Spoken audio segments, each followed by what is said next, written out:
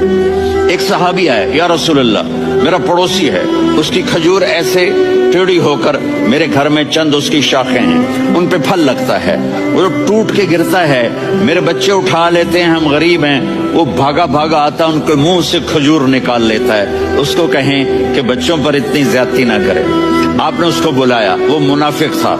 آپ نے اس سے فرمایا ایک سودا کرتے ہو؟ کہا جی کیا؟ کہا یہ کھجور مجھے دے دو اور اس کے بدلے جنت میں کھجور لے کے دوں گا. وہ کہنے لگا یا رسول اللہ یہ اصل میں میرے بچوں کو بہت پسند ہے, کوئی اور کھجور ہوتی میں دے دیتا, یہ تو میری معذرت ہے. وہ تو منافق تھا, اٹھ کے چلا گیا. ایک صحابی بیٹھے تھے, وہ کہنے لگے یا رسول اللہ اگر میں وہ کھجور لے کے دے دوں تو مجھے جنت میں لے دیں گے؟ ان کا نام ہے ابو الدحداح. آپ نے کہا ہاں, تو مجھے لے کے دے دے میں تمہیں لے دوں گا. وہ اس کے پیچھے چلے گئے. اے بھائی